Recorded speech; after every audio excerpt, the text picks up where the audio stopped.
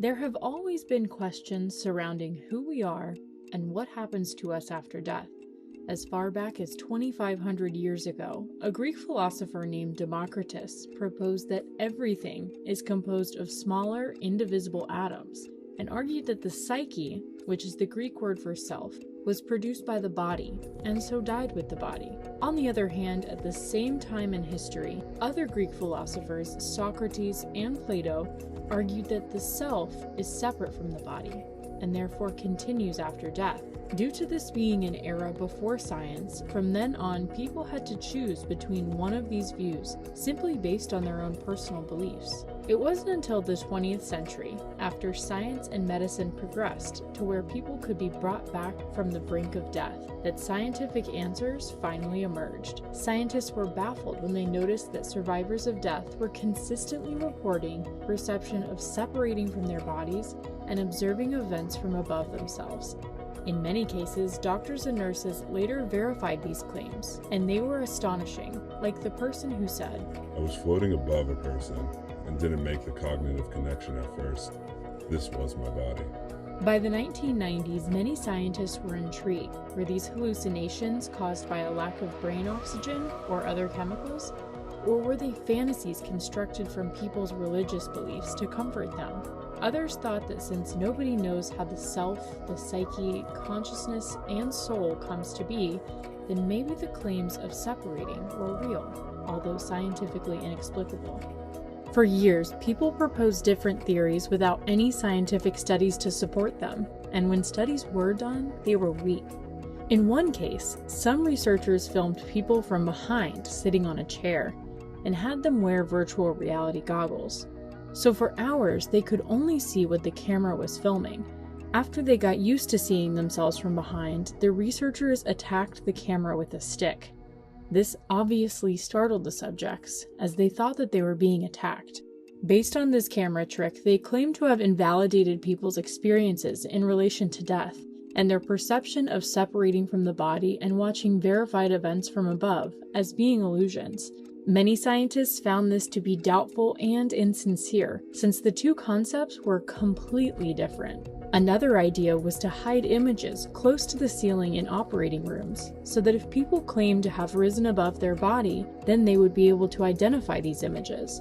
This was tried unsuccessfully in a hospital in Connecticut, USA, and then again in a hospital in Southampton, England. In the English study, too few people actually survived, but among the 63 survivors, it became obvious that far fewer people had any memories. So it became clear that studies at a much larger scale were needed. This study, however, did suggest that the experiences were unrelated to oxygen deprivation and were also not religious fantasies. The question then arose, how could it be possible for people to be conscious, to think and see when their heart has stopped, their eyes are closed, and their brain is not working? In the years that followed, many other unproven theories came along, including a claim that these experiences were related to a sleep disorder, or that brain electricity changes caused by death in rats were the cause of these mental experiences, and they were written off as hallucinations, even though in all beings, changes in calcium levels cause a change in electricity at the time of death. But just for the record, no rats survived to report any mental experiences. More recently, others claimed that since some drugs, DMT in particular, causes hallucinations, then people's experiences of death are also hallucinations. So what do people that take hallucinogenic drugs experience?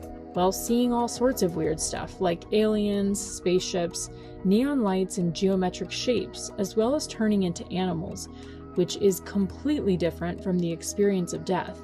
One person said, "I watched the kitchen units dancing before my eyes, sliding left to right.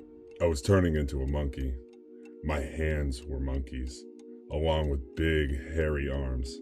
I began to scream like a monkey. Ooh, ooh, ee, ah, ah." All sounds very different, right? Then why do people claim that these were the same as death experiences?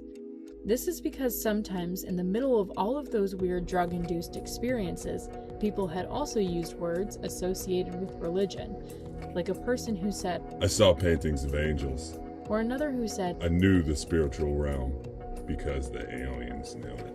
Another reason they make this claim is because of the research scale. the tool that's used to classify a death experience, wasn't specific enough to distinguish between death-related experiences and other human experiences. Therefore, it's very easy to examine things on the surface and make superficial claims, particularly if you're not looking for the truth, but just something to confirm your own beliefs. Although, some larger studies did start to shed light on these experiences, and it became clear that 10 to 20% of people consistently recall experiences from their encounter with death. In 2001, a large study in 10 Dutch hospitals and among 322 survivors of cardiac arrest confirmed that those with recalled experiences of death were positively transformed and became much more altruistic and less afraid of death for many years later. Furthermore, in at least one case, a claim was made of being able to see detailed scenarios from above, and which were later verified by staff. In 2014, AWARE, which is the largest study to date, was completed across 15 major hospitals in Europe and the US, involving 2,060 people whose hearts had just stopped and who had crossed the threshold of death. Unfortunately, again, the vast majority died, and only 101 survived to be interviewed.